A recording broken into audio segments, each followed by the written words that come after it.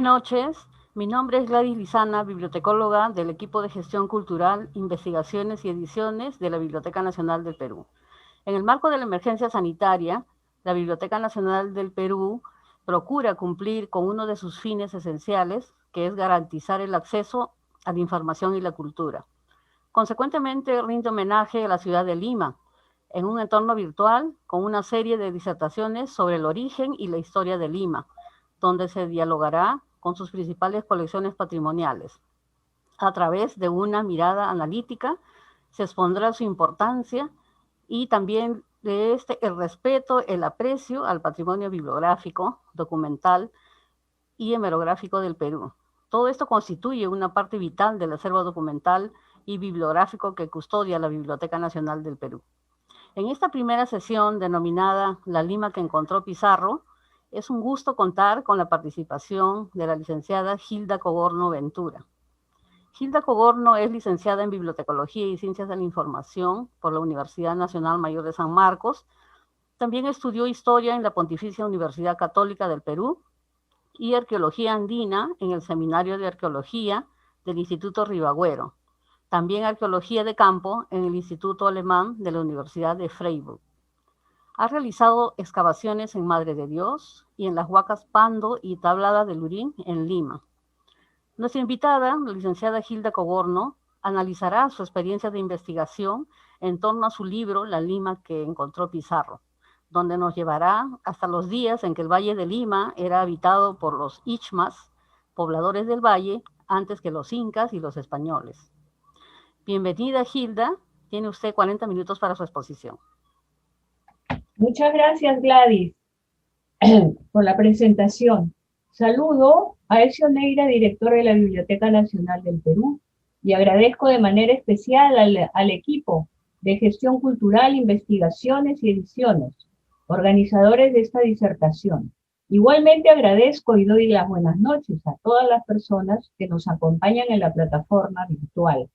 Me siento muy halagada por la invitación y muy contenta de poder cumplir con el objetivo que nos propusimos con Pilar Ortiz de Ceballos, mi coautora, de compartir y transmitir un conocimiento que nos ayude a integrarnos como sociedad a través de una historia que desde el presente, con miras al futuro, nos toca construir en común, reflexionando sobre nosotros mismos para fortalecer nuestra propia identidad como sociedad. Aquellos que nos identifique como limeños y como peruanos, donde vivimos ciudadanos de todas las regiones del país.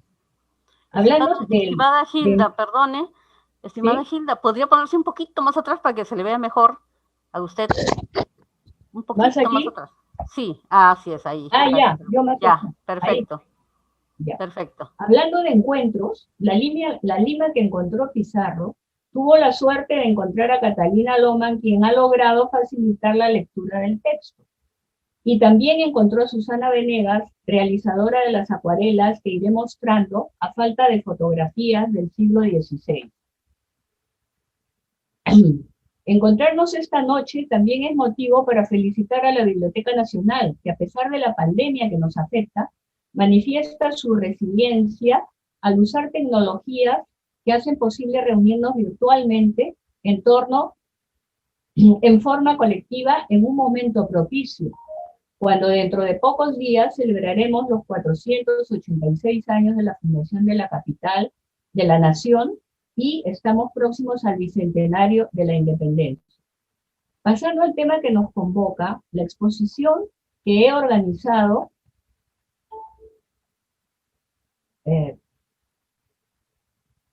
la he organizado de la siguiente manera. En primer lugar, algunas precisiones conceptuales y metodológicas para situar el marco teórico aplicado en este trabajo y hablar sobre las principales fuentes de investigación históricas y la interdisciplinariedad de la disciplina. Explicar las fuentes para el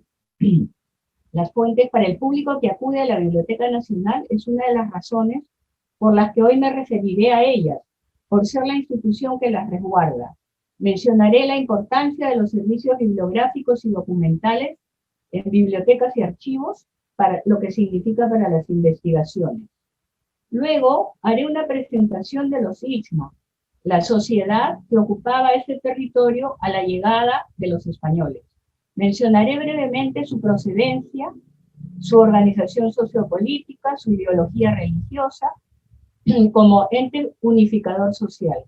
En tercer lugar, voy a referir los principales argumentos que responden a la pregunta principal que nos guió a Pilar y a mí y que explican la decisión de Pizarro para la elección del sitio. Esto implica hablar de la articulación sociedad-medio ambiente, el desarrollo de la cultura, producto de la adaptación al medio, y los logros de este desarrollo que hicieron posible la colonización española en su territorio. En la década de los 60, el historiador británico Edward Hallett Carr señalaba que un hecho histórico no se repite de la misma forma, ni se puede fragmentar, porque es un proceso continuo. Más bien es un diálogo sin fin entre el presente y el pasado, en el que se acumulan experiencias que se transmiten de generación en generación. En este proceso, la idea de progreso está presente como un proceso que por ahora no tiene final. Las evidencias muestran que hay avances y retrocesos, en el que se reconocen etapas o periodos que permiten señalar cambios y continuidades dentro de un continuum donde no todo desaparece. Los rasgos de sociedades antiguas que han pasado a ser sociedades urbanas dejan ver que en el desarrollo de la cultura participan de manera vital las experiencias anteriores y muchas veces están en nosotros, pero no alcanzamos a verlo. En los últimos años, la influencia de la historia andina de la mano con las disciplinas que dialoga de las ciencias humanas como la arqueología y la lingüística y de las ciencias sociales como la antropología, han superado aquella visión fragmentada de los procesos culturales desarrollados en el territorio de los Andes. En Lima, el avance de las interpretaciones coloca al hombre andino, su mundo y su medio ambiente como eje central de la historia. En esta nueva mirada interpretativa, el aporte de la historia es fundamental y ha logrado coincidencias conceptuales que dejan de lado visiones encasilladas que separaban arbitrariamente el continuum del devenir histórico. Por ejemplo, en un valioso debate por repensar el antiguo Perú desde la arqueología, Rafael Vega Centeno en el 2017 sintetiza conceptos compatibles con el pensamiento histórico, al señalar que la historia andina se entiende como un conjunto de procesos y acontecimientos ocurridos con las poblaciones que se asentaron y produjeron cultura en el territorio donde emergieron los Andes. Espacio geográfico que incluye el litoral, la costa, los valles y cuencas interandinas, los páramos de altura, las laderas tropicales y el monte amazónico. Esta conformación geográfica y territorial, coronada por los Andes, en sus dos vertientes, permite incorporar las diferencias regionales o locales en un mismo marco histórico, en el que los periodos o etapas se entienden para asumir la profundidad temporal, siempre y cuando sea relevante a nuestro presente. Dentro de estos términos, Liliana Regalado sostiene que el análisis y consecuente discurso histórico debe ser un intermediario que llene el vacío entre el pasado y las expectativas futuras. Dicho esto, nos situamos en la historia antigua de Lima, en la etapa previa a la irrupción que produjo una nueva conquista en el territorio, que si bien no fue la primera, sí la más traumática. La Lima que encontró Pizarro se enmarca dentro de estos conceptos como historia antigua, regional y local, en una continuidad que debemos conocer y analizar desde la profundidad de nuestros orígenes para comprender los procesos dinámicos que nos han llevado al presente y seguir construyendo la sociedad pluricultural que conformamos como limeños que somos del siglo XXI. Nuestra decisión por ofrecer este trabajo a los limeños y peruanos contemporáneos surgió en las respuestas que recibíamos cuando preguntábamos a personas de diferentes niveles culturales, incluidos profesionales universitarios, ¿cuándo empezaba la historia de Lima? Las respuestas eran sorprendentes. Para la mayoría de limeños y peruanos, la historia de Lima se inicia a partir de la conquista y fundación de la ciudad por Pizarro y sus huestes. Por lo declarado, podríamos entender que se trataba de un espacio de bastión, una especie de bastión que construyeron los españoles en el desierto, que debía crecer como ciudad nuclear del gobierno de la metrópoli para ejercer su poder en América. En Lima apenas había quedado rastro de un pasado que no era posible entenderlo para las personas que habíamos entrevistado. Desde finales de la década del 60, la historia de Lima empieza a dar sus frutos. Los avances alcanzados por la disciplina a partir del doctor Luis E. Valcárcel y José María Arguedas, el minucioso estudio de fuentes de Raúl Porras y su discípula María Rostorowski, así como los de John Rowe, John Murra, Valdemar Espinosa Soriano, Edmundo Guillén, Arturo Jiménez Borja, José Antonio del Busto, entre otros historiadores, arqueólogos y peruanistas, empezaban a comprender la historia de Lima antes de la llegada de los españoles. Había contado con las tempranas investigaciones que dejó Max Uhle en 1910 en Pachacamac, los recorridos de Julio Cetello en 1914 y 1936 en Lima, y su posterior excavación que realizó en Pachacamac en el año 1938. Algunos informes han sido publicados y otros permanecen preservados en el Archivo Tello de la Universidad Nacional Mayor de San Marcos.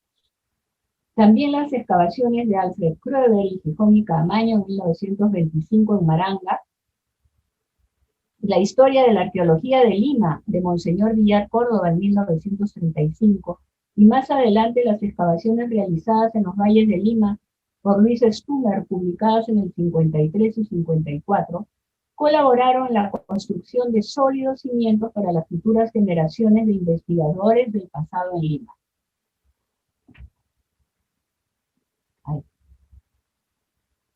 Naturalmente, la principal fuente para la historia de Lima se debe a María Rostorowski. Sus críticas a las fuentes antiguas, el análisis de mitos y su profunda mirada y agudas preguntas a los documentos que iba encontrando en su arduo trabajo de archivo en busca de interpretación de documentos en el Archivo General de la Nación, en la Biblioteca Nacional del Perú, en España, en el Archivo General de Indias, en la Academia de la Historia, en la Sala Cervantes de la Biblioteca Nacional de España, en el Museo Antropológico de Madrid, hizo emerger a los Ichma, les dio vida y proyectó la imagen de sociedades muy bien organizadas con un culto en común que los identificaba. A esto se suma su incorporación a los recorridos de los valles de Lima con el entonces trabajo interdisciplinario que llevaba a cabo el Seminario de Arqueología del Instituto Ribagüero, fundado y dirigido hasta su temprano fallecimiento por la doctora Josefina Ramos de Cox. María, con documento en mano, participó de algunos de los múltiples recorridos para entender la geografía y el medio ambiente de Lima y ubicar los antiguos poblados Ichma, y pronto empezó a producir una vasta obra para la historia de Lima. Un primer trabajo significativo para la comprensión de las instituciones de gobierno en la costa fue la publicación de Curacas y sucesiones, Costa Norte, en 1961. Sin embargo, el primer ensayo sobre los Ichma y mitos fueron publicados en los boletines número 13 y 14 del Seminario de Arqueología del Instituto Ribagüero en 1972 y 73 respectivamente. Al poco tiempo, la historia de Lima se enriquecía con las publicaciones del sello editorial del Instituto de Estudios Peruanos, como fueron sucesivamente sus trabajos Etnia y Sociedad, Costa Peruana Prehispánica en 1977, Señoríos de Lima y Canta en 1978, Recursos Naturales Renovables y Pesca, siglos XVI y XVII en 1981, Pachacamac y el Señor de los Milagros en 1992. Nuevas ediciones aumentadas y corregidas por ella han sido incorporadas en sus obras completas, volúmenes 2, 3 y 4. Otro de sus grandes aportes fue la publicación de valiosos documentos, como el caso de la visita de Maranga de 1546, publicada en el volumen 2 de las obras completas.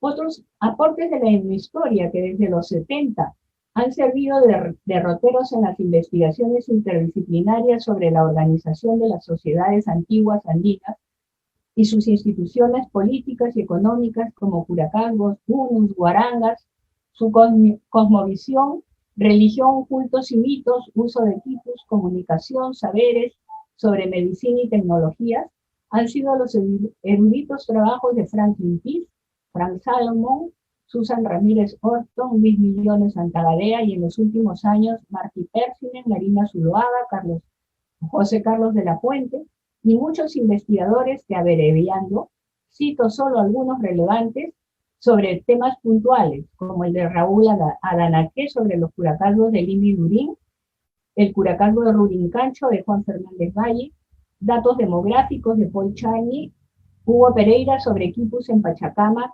Alfio Pinasco sobre arqueoastronomía, Marco Curátola sobre el oráculo del mismo santuario, los trabajos de Rafael Barón en el sentido que le dio sentido religioso a las huacas y curacazgos tardíos del Valle Bajo. Teresa Vergara, en el 2019,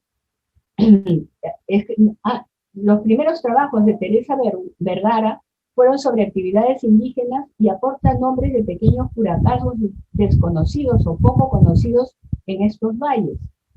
Y en el 2019, una importante tesis doctoral sobre la población indígena y la sociedad colonial, que esperamos su pronta publicación.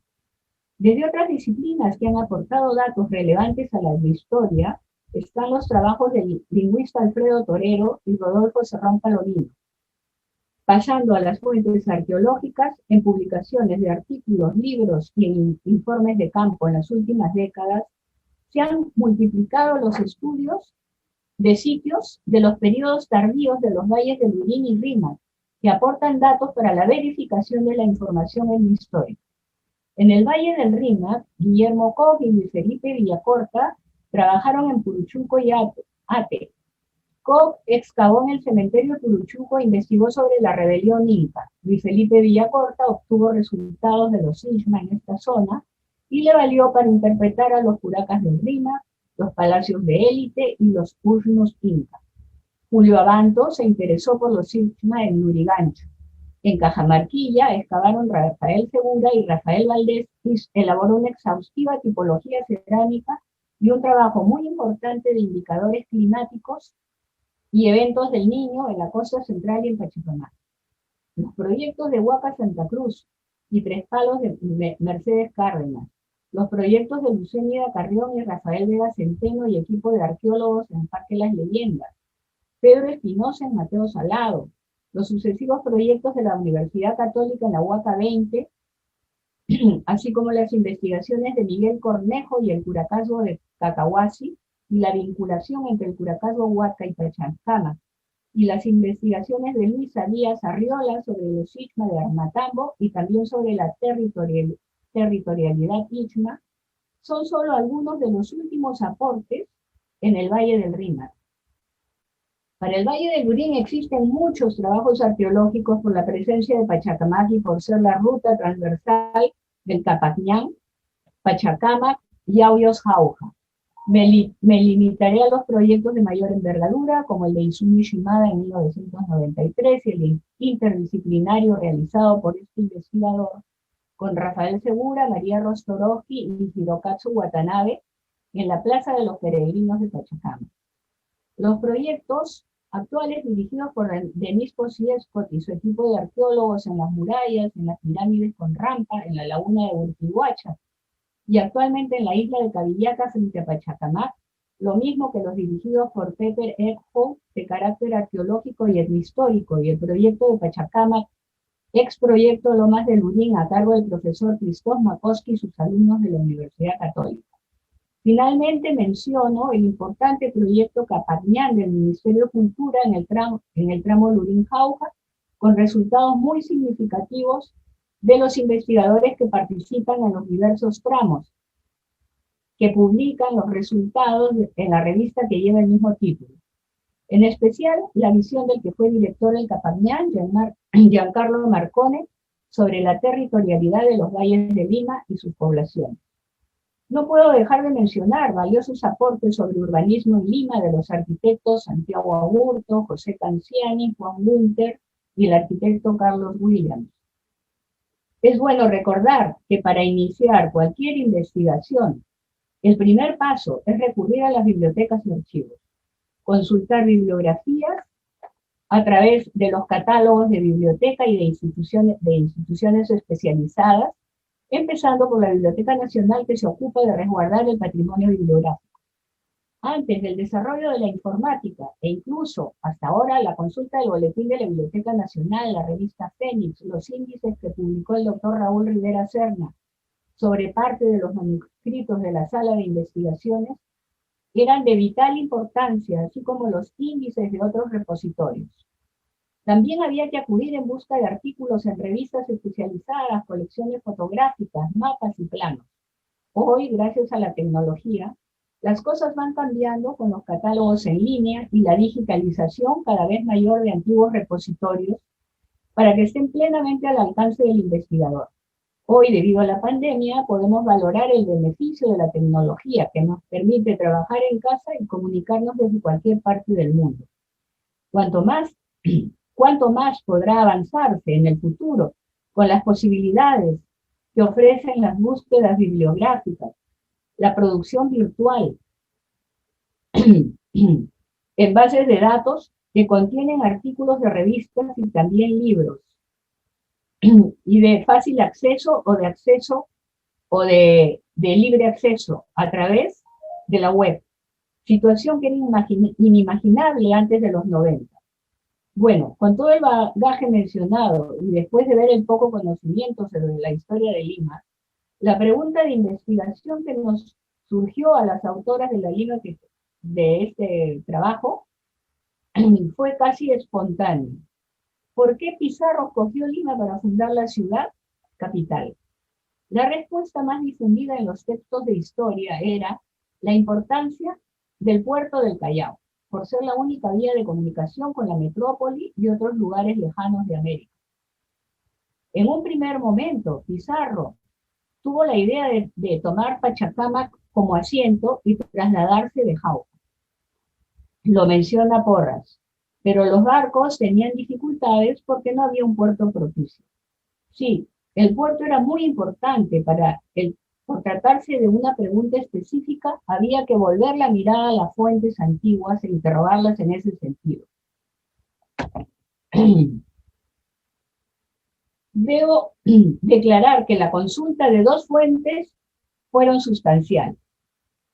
Los libros de Cabildos de Lima, transcritos por Torres Aldamando y posteriormente por Juan Bromley y Bertrand Lee, que incluye el acta de exploración del territorio a finales de 1534, y consigna los argumentos de los jinetes que envió Pizarro sobre las bondades del asiento del Puraca de Lima, y declaran encontrar que había buena agua, buen clima, cielos despejados, el río estaba al pie, tierras para sembríos, abundante leña, y cerca del puerto de la mar, aunque más adelante se dieron cuenta que el buen temple era muy corto y el verano apenas duraba, mientras el invierno y las lloviznas muy prolongadas.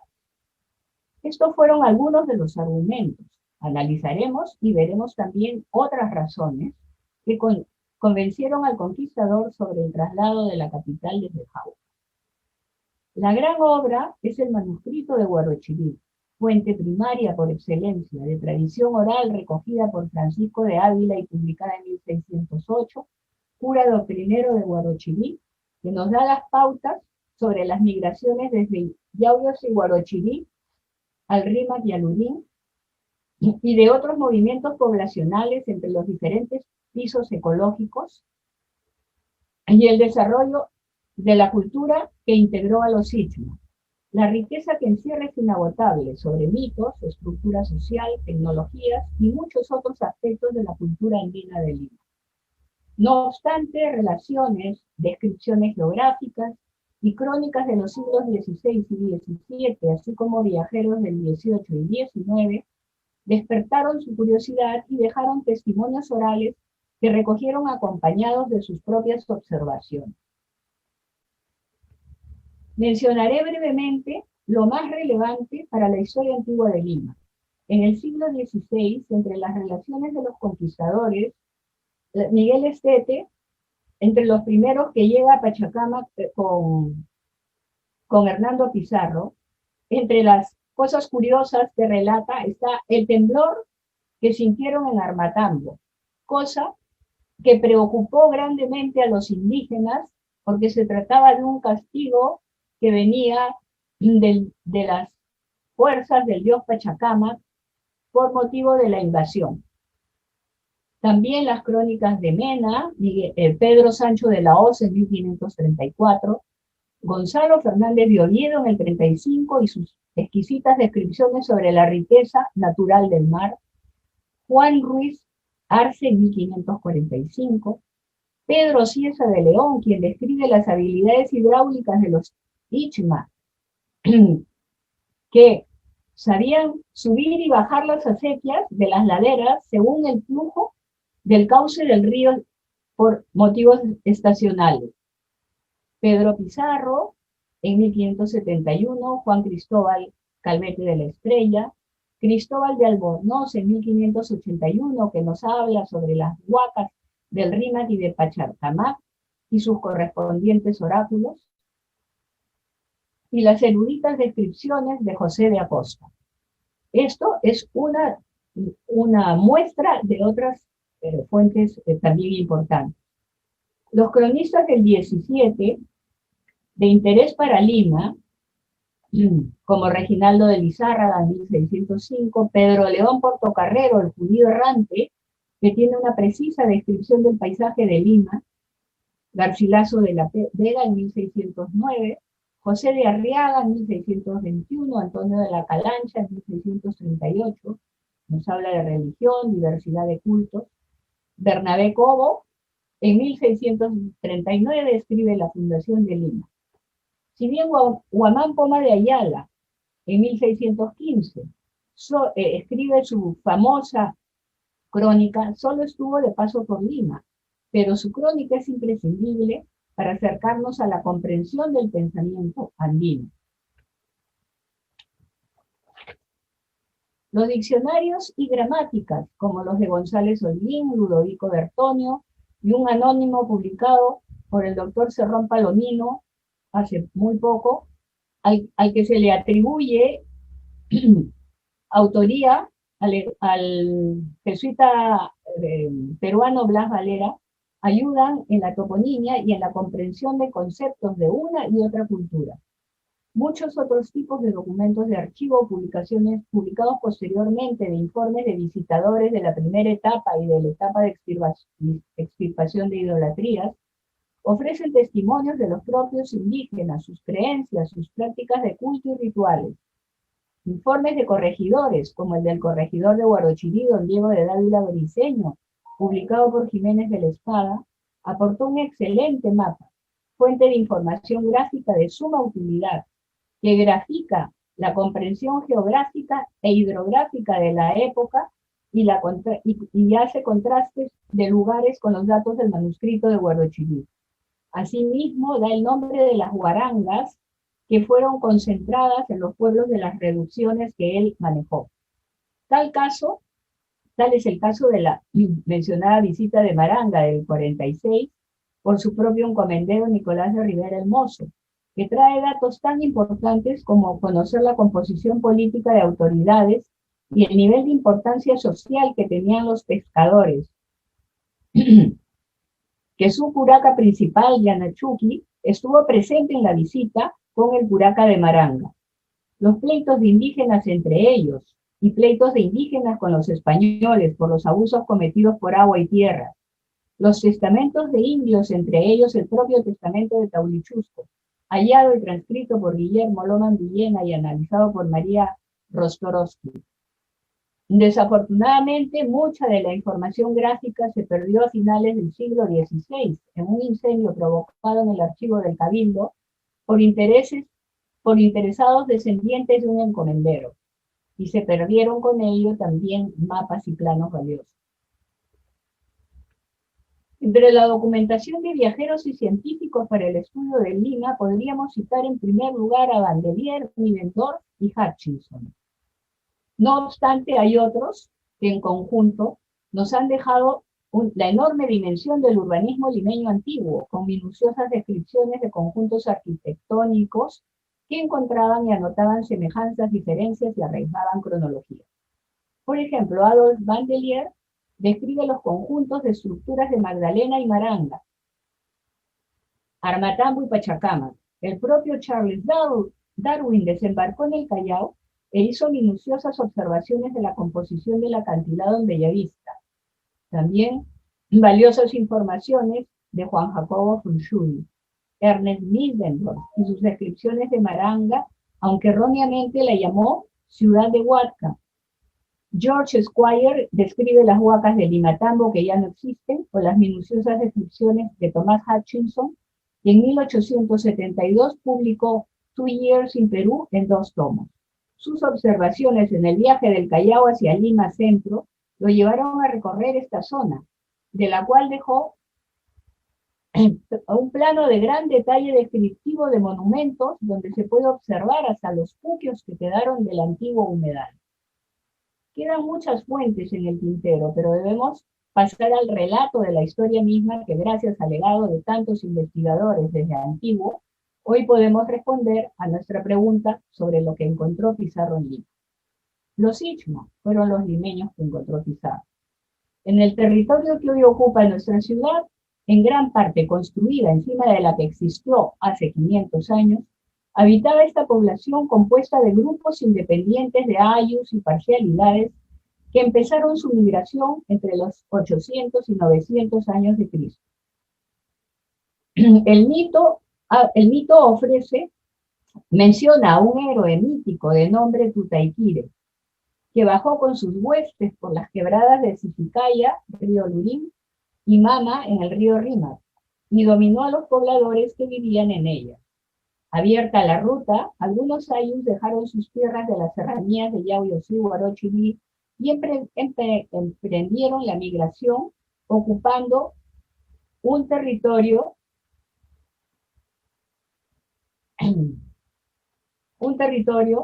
a la altura de los valles medios de las cuencas del río Lurín y el río Rímac hasta el litoral.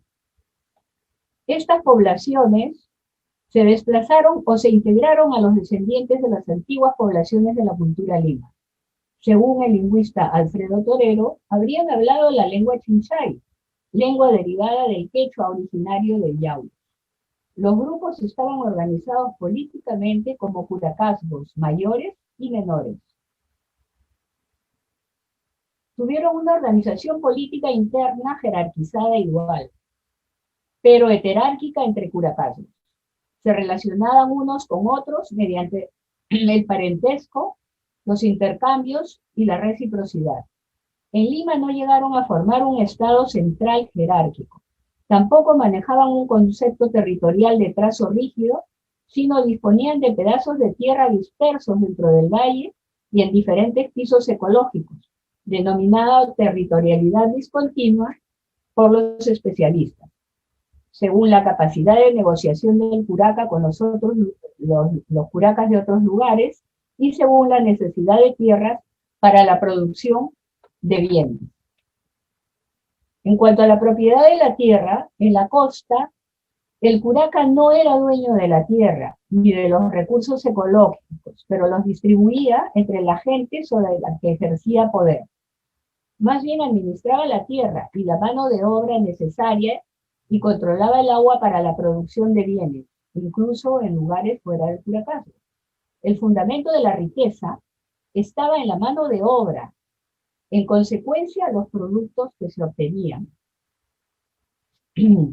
Los grupos Ichma desarrollaron su cultura adaptada a las nuevas tecnologías, a las nuevas ecologías, con la herencia que recibieron de los Lima. Todos los que habitaban ese territorio, aunque organizados individualmente, se reconocían con el vocablo Ichma, relacionado al color rojo, y compartían el culto a dos importantes deidades. Por un lado, Pachacamac, que vivía en las profundidades del mar. Era un reconocido oráculo cuya fama llegó en la época inca hasta los extremos más alejados del territorio imperial. A las poblaciones de Lima los castigaba con terremotos y maremotos.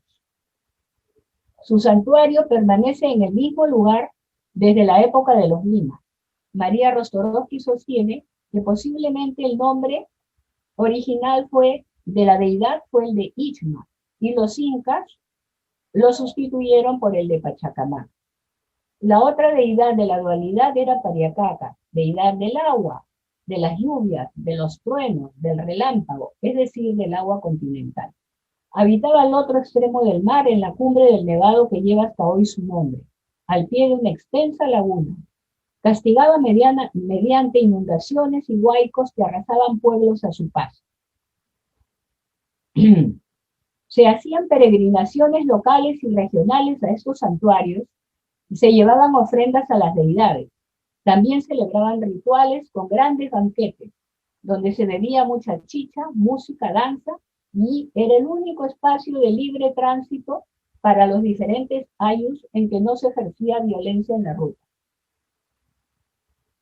Además de estas dos deidades principales, existía una jerarquía de menor importancia propia de los ayllus y de cada familia, los que también rendían culto a sus ancestros. Los incas, al conquistar el territorio Ichma, lo reconfiguraron religiosa y administrativamente. A raíz de la visita de Tupac Yupanqui y su ejército al santuario de Pachacamac alrededor de 1460 de Cristo, se decidió la conquista estratégica que se efectuó más adelante en tiempos de Huayna Cápac. Se implantaron 3 unus para el control del tributo: el unu de Maranga, el de Surco y el unu de Pachacamac.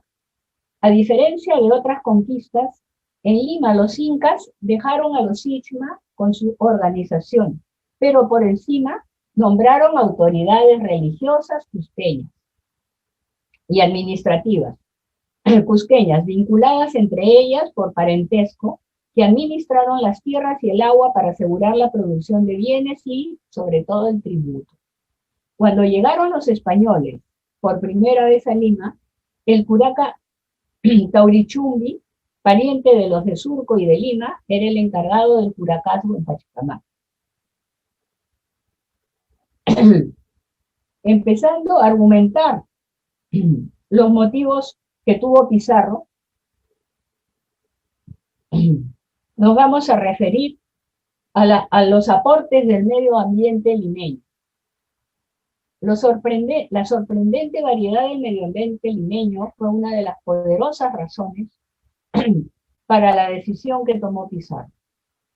Valoraron la variedad y calidad de los recursos naturales que hallaron, las bondades del clima, la abundancia de la mano de obra vital para construir la ciudad, para servir a los nuevos amos, para el tributo, para el aprovisionamiento, así como la rica leña, es decir, el combustible necesario para los fogones domésticos y para desarrollar sus industrias incipientes que requerían de fuego para prender los hornos, como el caso de la producción de cal tan usada en la construcción, y la fabricación de tuberías de cerámica para instalar el agua en la ciudad.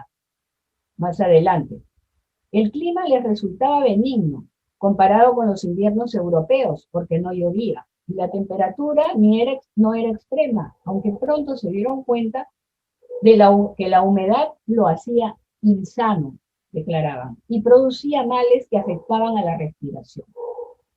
Y que el Rímac tenía a veces el agua de color muy rojo por la contaminación de los metales que en las partes altas caían al río y les enfermaba del estómago. El rico mar, el mar alimento y riqueza, la pesca y los pescadores.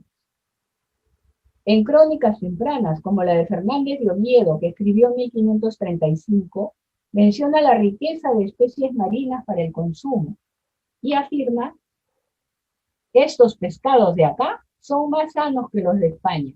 Los hay muy buenos, y de cada cosa o género otras, de los que he dicho, muchos y grande cantidad.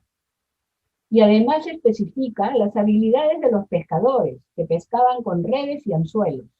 Más adelante, Bernabé Cobo, en su obra sobre la fundación de Lima, que había consultado a cronistas anteriores, además de sus propias observaciones, se admira de la riqueza del mar, fuente de alimentación principal para las poblaciones del antiguo y para las poblaciones que habitaban, españolas que habitaban en la ciudad. El padre José de Acosta, en 1580, expresa la habilidad de los pescadores en el manejo de sus embarcaciones y el placer de observarlos en sus balsillas planas y enrolladas que montaban como Neptunos en el mar, y luego de pescar las desenrollaban y secaban en la orilla. María Rostorowski señala la importancia social del gremio de pescadores istmo. Tuvieron su poblado en las playas y su propio camino costero. Cuando los incas conquistaron Lima, les impusieron como tributo la entrega de pescado. Pero no solamente pescaban en el mar, sino también en el río, y habían los llamados camaroneros especialistas de este tipo de pesca. Celebraron rituales en el mar, en sus balsillas, como agradecimiento de la riqueza que recibían de la mamacocha. El medio ambiente marino se complementaba con las islas, espacios sagrados con un profundo significado, por ser morada de deidades y ancestros, a quienes hacían rituales y ofrendas, pero también como agradecimiento por la riqueza del guano que les obsequiaban, la variedad de aves que vivían en ellas y en las rocas e islas cercanas al litoral. Valor semejante tuvieron los humedales, cuya presencia en las orillas del litoral marino significaba el encuentro de las aguas continentales que bajaban de los picos nevados de la deidad Pariacaca a desaguar en la mamacocha de la deidad Pachacama, y en el litoral efectuaban la unión entre las aguas del mar para crear con las aguas del mar para crear otro ecosistema que supieron explotar por la riqueza de su fauna y flora. En el humedal habían lagunas naturales y otras que las formaban los pescadores para el cultivo de especies como las lisas, y los agricultores cultivaban juncos y totoras, tan necesarias para sus embarcaciones, construcciones y para que anidaran las aves.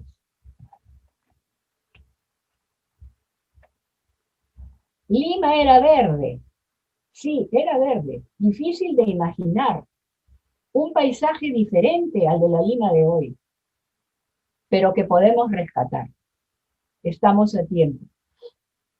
Pero se entiende mejor cuando lo que señalan las fuentes antiguas va corroborando la actual ciencia paleoclimática y medioambiental. Era verde en cuanto a paisaje natural que era enriquecido por la intervención y conservación de sus habitantes.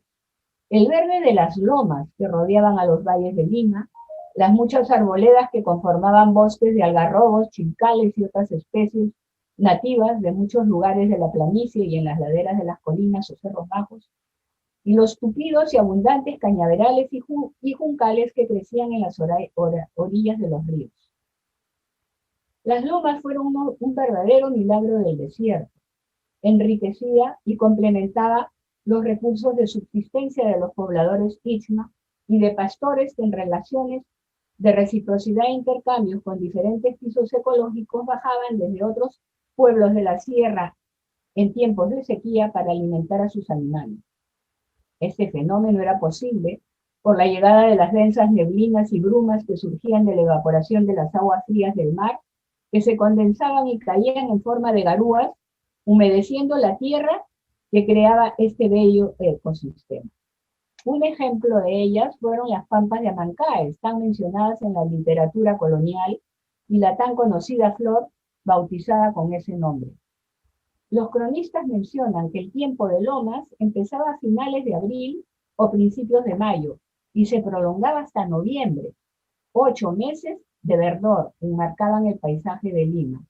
Los estudios paleoclimáticos de los últimos años señalan que el siglo XVI fue muy húmedo y lluvioso y dio inicio a la pequeña edad de hielo que enfrió nuevamente la tierra y se prolongó hasta entrado el siglo XIX. Por tanto, los ríos traían mucha agua y planteaban dificultad para atravesarlos. Si no mantenían los puentes en cada estación, sucedía que la gente se ahogaba al tratar de atravesar el Rímac o el Chillón. Y a veces también hay datos sobre el Lurín. Complementaban el escenario de los valles limeños las fértiles tierras de cultivo que aportaban verdor al paisaje, por el desarrollado conocimiento agrícola y de irrigación de los istmos. Las tierras más ricas, las de la planicie, hoy sembradas de edificaciones.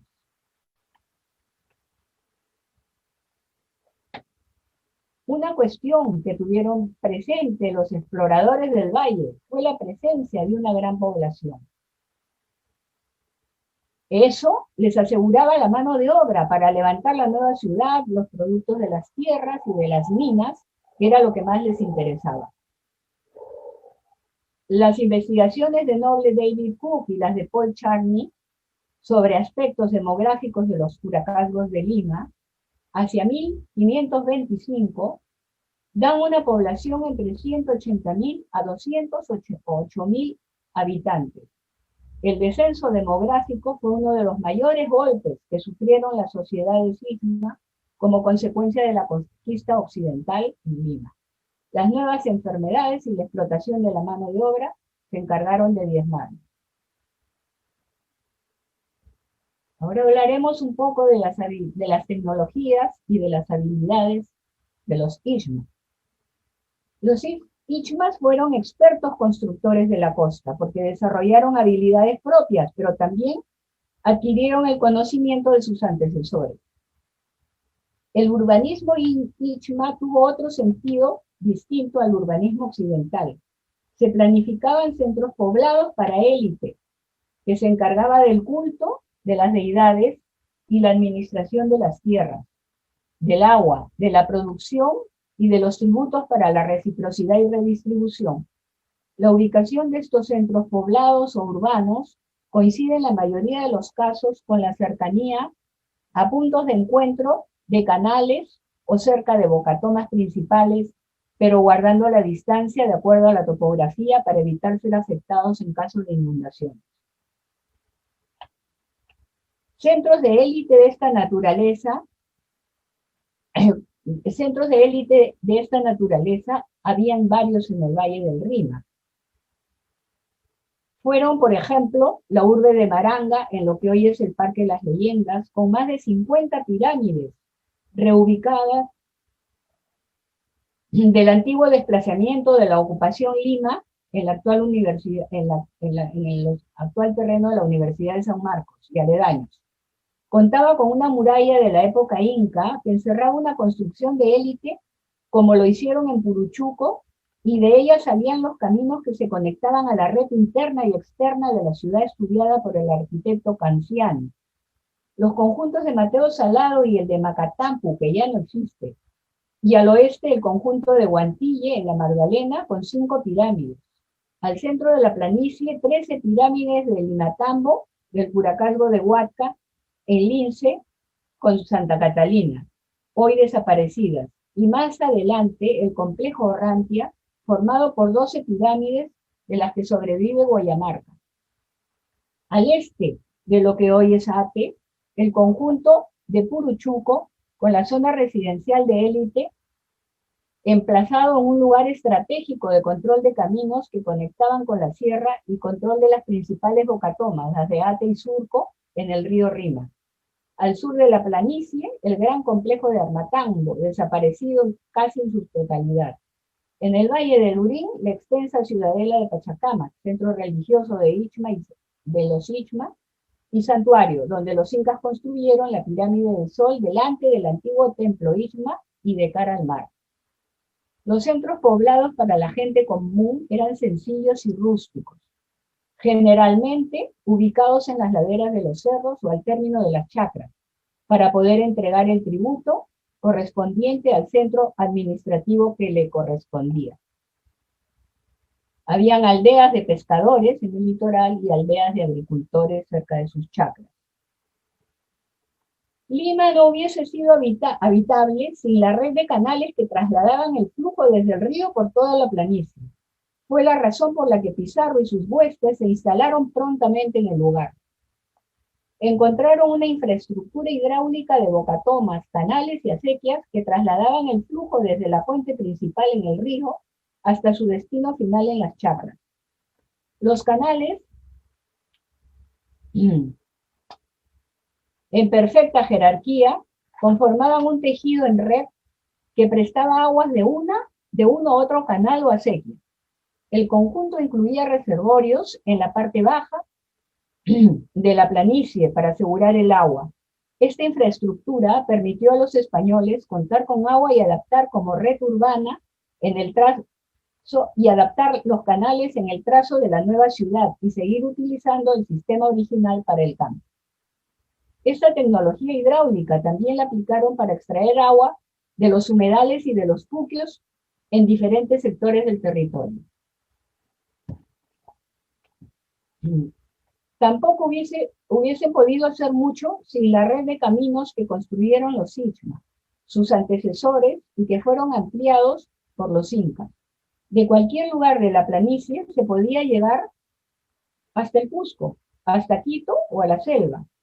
La hemos visto como, o sea, desde Maranga se podía comunicar con el camino que venía del Callao, entraba a Lima y seguía por el Tapañán de la costa. O se podía llegar a Pachacamac y subir a Jauja hacia Cusco y seguir por la red, y también seguir por la red de la costa sur. La red de caminos era de tal magnitud que la ciudad estaba totalmente comunicada, y al salir al trazo principal del camino de la costa o del Tapañán de la sierra, se llegaba a los confines del imperio. La infraestructura de caminos era modular, como fue el caso de los canales. En este caso incluía tambos y depósitos estatales. Los Ichma eran una sociedad bien organizada, con mano de obra de artesanos y especialistas. A la llegada de los españoles vivían en el valle una enorme variedad de artesanos y especialistas en diversas labores. Las fuentes nos cuentan de ceramistas, tejedoras, muralistas, alfareros, orfebres, chincheros, albañiles, adoberos, labradores de piedra, tejedores de ropa, calzados y prendas y accesorios, fabricantes de armas y materiales de construcción, pintores de mantos y telas, y muchos más como orfebres, plateros, etc. Tejedoras, los más capaces o los que elaboraban objetos finos de más cuidado o tenían a su cargo responsabilidades mayores eran los camayos. El término señalaba el nivel alto de conocimiento o habilidad de la persona como gran maestro. Incluso habían ayllus de especialistas. Lo vemos en el manuscrito de Huarochirí, que describe la existencia de un ayllus de especialistas del agua, los yacucamayos. O también habían los cocacamayos. Y en los libros de Cabildo hay información acerca del uso que hacían los españoles de los especialistas Ichma, porque solicitaban camayos para diversos problemas, con acequias, o solicitaban los especialistas en medición de tierras, cuando tenían que dividirlas o calcular cuántas poscas de semilla debían utilizar para producir una determinada superficie de la tierra. Los Ichma le dieron mayor importancia a la plata, metal que se relacionaba con el culto a la luna.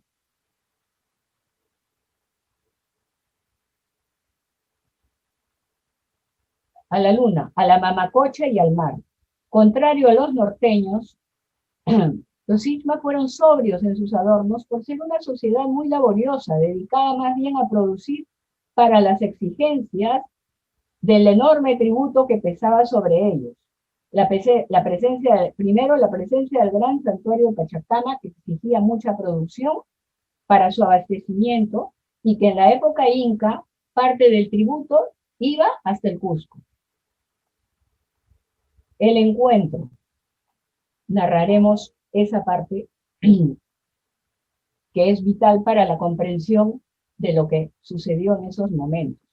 En enero de 1533, Hernando Pizarro y Miguel de Estete llegaron desde Cajamarca, después de la captura de Atahualpa, a la tierra de los Ichma, en busca del tesoro del santuario. El curaca Taurichumbi, acompañado de 12 de los principales de los valles vecinos, los recibieron pacíficamente. La respuesta no pudo ser más hostil. Hernando Pizarro entró directamente al recinto sagrado del santuario y al no ver tesoro, partió al ídolo con la espada. Lo más grande, la más grande y temida divinidad costeña había sido derribada. Habían pasado 3 años de la captura de Atahualpa y de la destrucción del ídolo del oráculo Pachacana. Ahora empezaba el drama de Lima. Taulichusco con Huachinamo de igual forma recibieron a Francisco Pizarro pacíficamente. El curaca de Lima escuchó a través de un intérprete lo que el conquistador le venía a comunicar. De esta manera, el curaca seguía las pautas ancestrales de hospitalidad y reciprocidad. Según los valores andinos, esperaban un trato similar de parte de los europeos y acordaron la fundación de la ciudad española. Al momento de la fundación, ya sin intérprete, Pizarro le preguntó al viejo curaca si estaba de acuerdo y si la fundación de la ciudad causaría problemas a los naturales. Al no escuchar objeción, Pizarro continuó con las pautas ceremoniales de la Fundación Hispana de Ciudades, plantó la picota y extrajo astillas para formar un atado de manera de símbolo de posesión. El curaca estaba de acuerdo con la ocupación, porque el problema estaba en que no había entendido nada de lo que decía Pizarro. Pero una vez en posesión de territorios, los españoles, de la posición del territorio, los españoles trasladaron a las autoridades indígenas a la parte baja de la ciudad, conocida como Chontay, en la jurisdicción de la parroquia de San Sebastián. ¿Cuántas interrogantes debieron de surgir en la mente de estos señores locales? Se abría una etapa distinta en donde verían llegar nuevas gentes con diferentes costumbres y creencias. Una etapa que se inició por la incomunicación e incomprensión de los despojados, de sus identidades y del lugar de sus ancestros.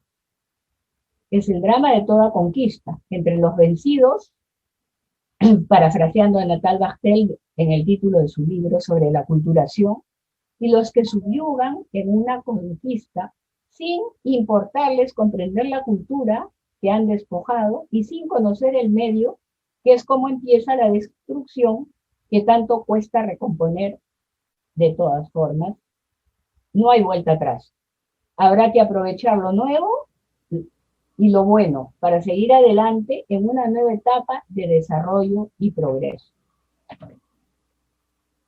A modo de conclusiones, Pizarro y sus huestes encontraron una región de gran desarrollo cultural y muy poblada, que significaba disponibilidad de mano de obra, que vivía en permanente articulación y diálogo con los naturales. Mediante la creación de infraestructura y el desarrollo de habilidades, pudieron proveerse de lo que necesitaban y contar con un hábitat para seguir desarrollándose como sociedad.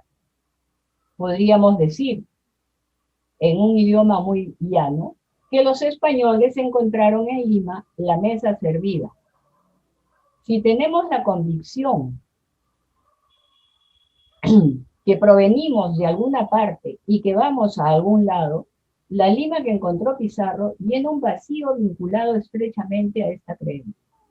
Una sociedad que ha perdido la fe en su capacidad de progresar en el futuro es porque desconoce su propio progreso en el pasado. Nuestra concepción de la historia refleja nuestra concepción de la sociedad. Muchas gracias. Muchas gracias, estimada Hilda. Una investigación muy profunda sobre los inicios de nuestra Lima y de cómo se fue desarrollando en base a la población y a todo lo que había trabajado.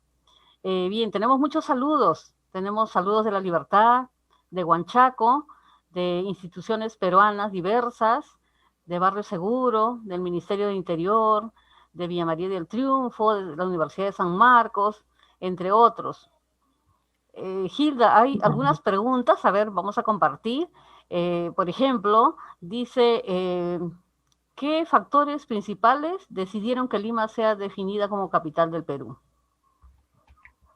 Bueno, como hemos explicado un poco, en la parte estratégica podría ser el puerto, porque obviamente los protegía, ¿no?, de ataques de embarcaciones que podían venir de los enemigos de Pizarro, como también podían venir de diferentes lugares de América y de la propia costa. Entonces, sí, era el tener el puerto, además era la única vía de comunicación que tenían para tener productos. Por ejemplo, incluso por mar se importaron piedras para poder armar la pileta de la plaza de armas, ¿no?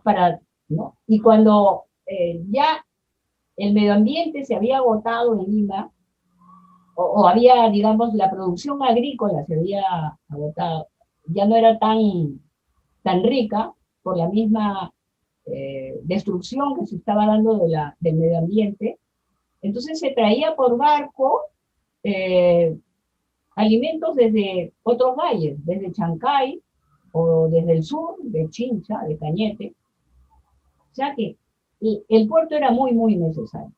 Pero aparte de eso, el llegar a un espacio que estaba totalmente organizado, ¿no?, era una ventaja inmensa, inmensa, porque tenían todo resuelto. Como les decía, Lima no hubiera podido tener habitabilidad sin la red hidráulica que habían desarrollado las culturas andinas. Era imposible, porque ¿con qué producían alimentos? ¿Cómo se servían de agua tan vital para la vida? Estaban organizada la mano de obra, producían una serie de objetos que los mismos españoles iban a utilizar, ¿no? Y tenían una mano de obra enorme, que desgraciadamente ellos mismos se encargaron de diezmarla.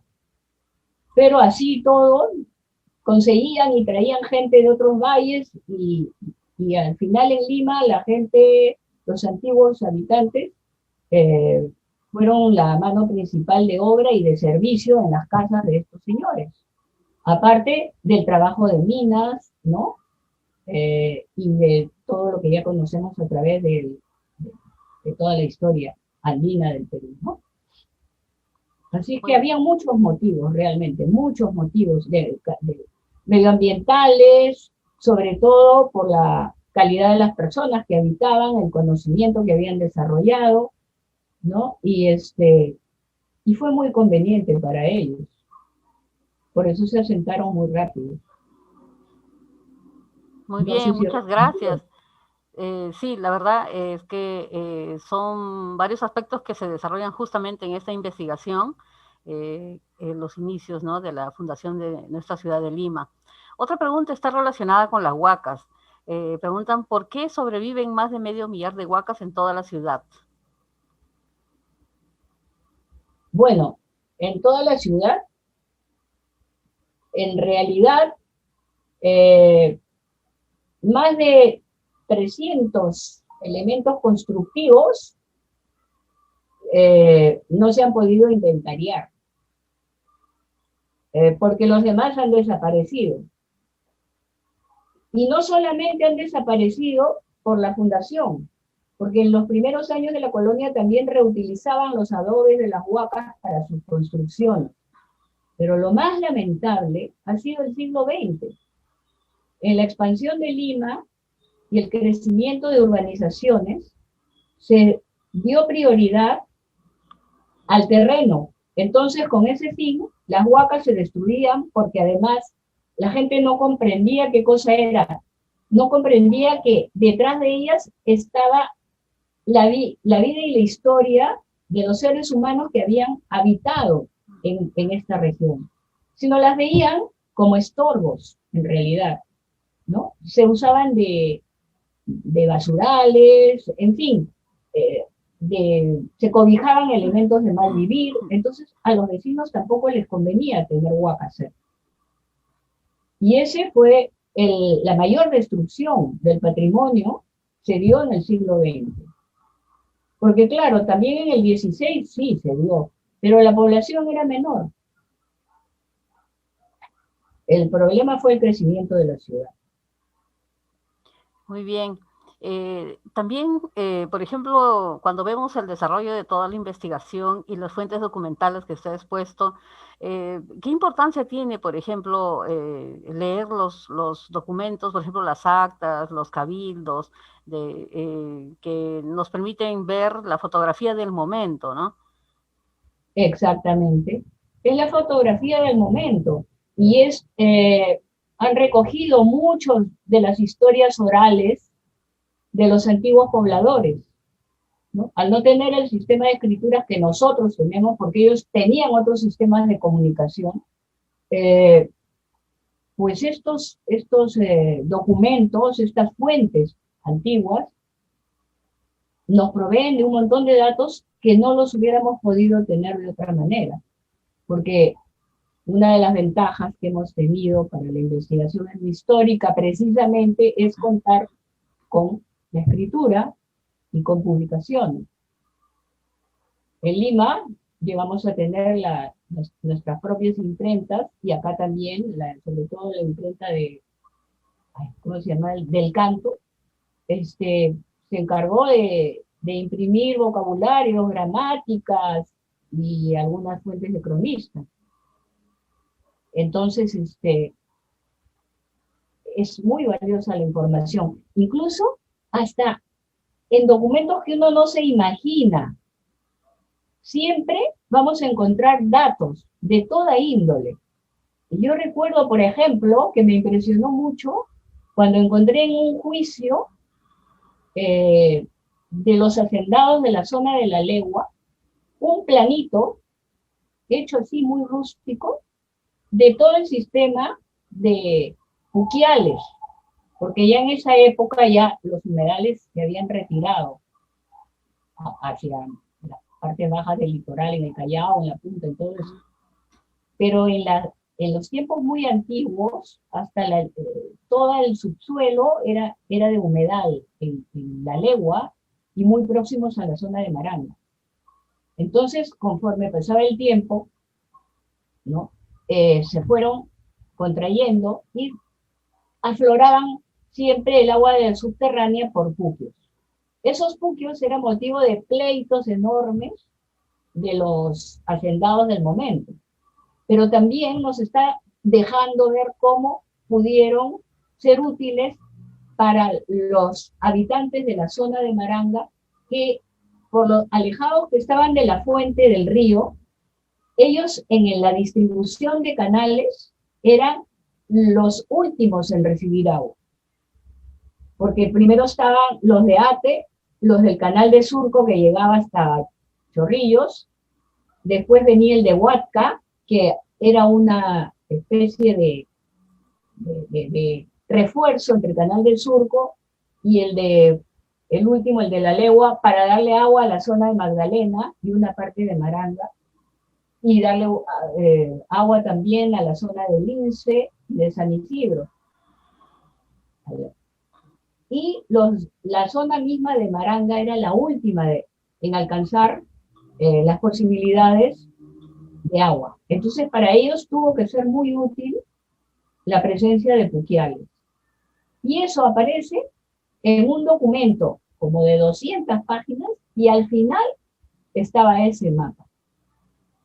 Entonces, las fuentes siempre nos sorprenden por la cantidad de datos que dan.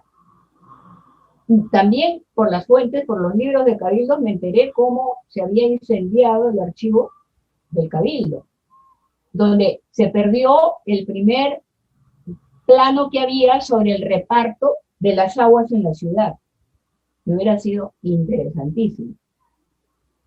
Y así como eso sobre las costumbres, porque muchas veces interrogan a los indígenas en los pleitos y ellos van contando, van declarando muchas cosas sobre sus costumbres, queriendo defenderse. Entonces, uno vuelve una y otra vez y 1000 veces a las fuentes, porque según la pregunta de investigación que uno se haga, va a ir con otra mirada a buscar datos. Entonces son inagotables. ¿no? La parte teórica se va desarrollando por los investigadores que van planteando sus ideas, ¿no? Pero la información es inacabable. Así de importante es la presencia de archivos, de bibliotecas, de colecciones documentales, de fotos. Bueno, en el siglo XVI no había fotos, por eso hemos presentado a los signos en acuarelas. Así es. Pero para los siglos posteriores, la información fotográfica es imprescindible. Muy bien. Tenemos otra pregunta.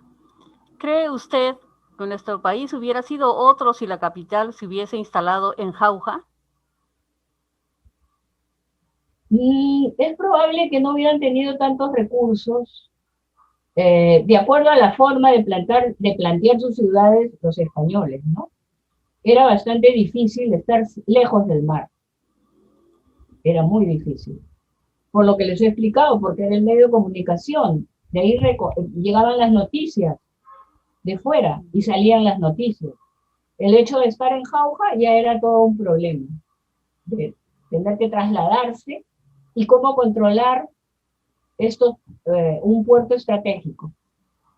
Hubiera sido muy difícil, ¿no? Aunque Jauja sí fue muy rica en la producción de alimentos, ¿no? Y tuvo una gran organización en los periodos tardíos, ¿no? Y sus curacas fueron de mucho poder, pero a efectos ya de un desarrollo de ciudad urbana como lo entendemos en Occidente, creo que no hubiera funcionado.